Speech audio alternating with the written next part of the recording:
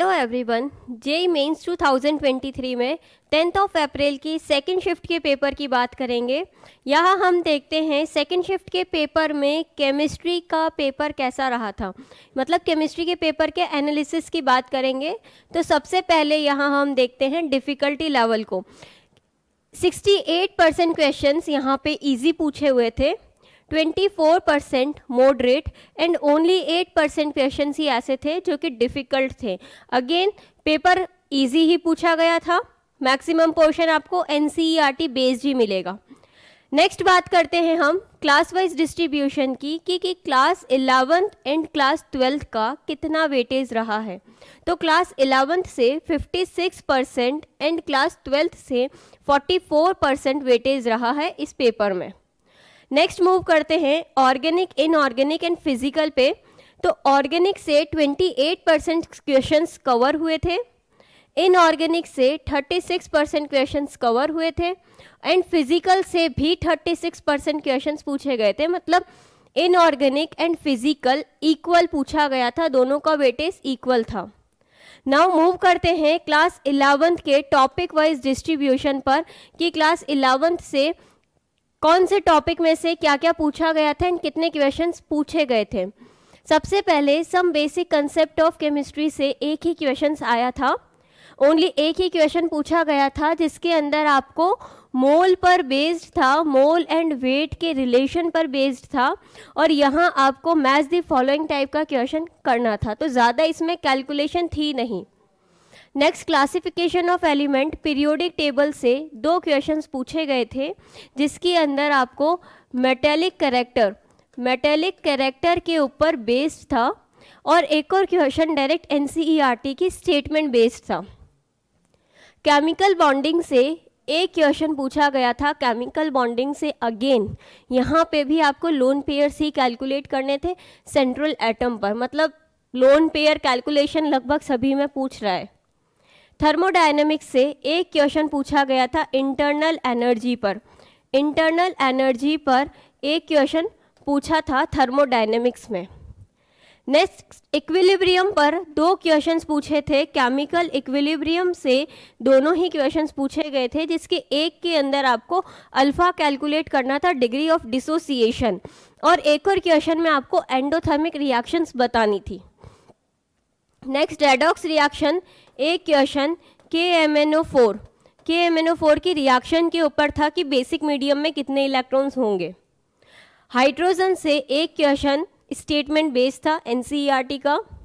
S block से भी एक क्वेश्चन जो भी एनसीईआरटी का ही पूछा था जिसमें आपको water of crystallization, soda ash के अंदर एंड वॉशिंग सोडा के अंदर आपको वाटर ऑफ क्रिस्टलाइजेशन कितने हैं पूछा था।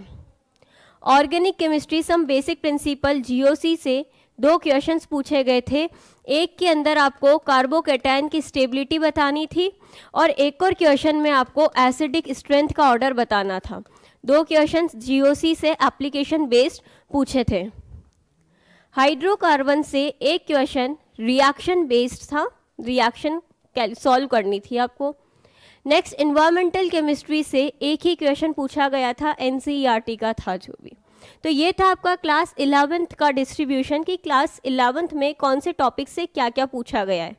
नेक्स्ट मूव करते हैं क्लास 12th पर कि क्लास 12th में से कौन से टॉपिक से क्या क्या आया था।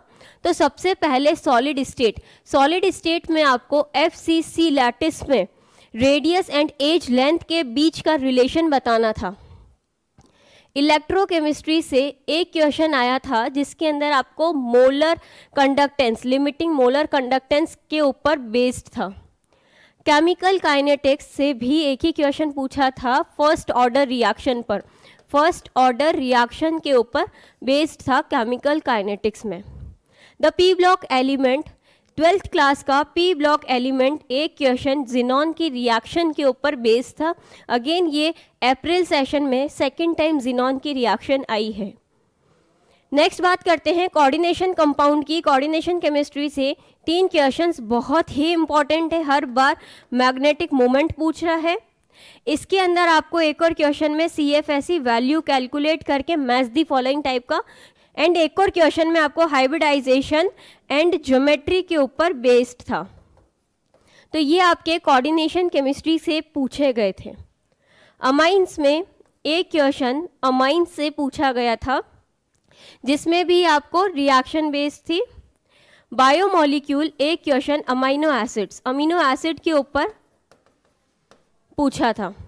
एंड पॉलीमर से भी एक ही क्वेश्चन आया था, ब्यूना एस रबर के ऊपर कि इसकी स्ट्रक्चर क्या होगी ब्यूना एस की। And last chemistry in everyday life से एक क्वेश्चन था, सैपोनिफिकेशन रिएक्शन के ऊपर ये पूछा हुआ था।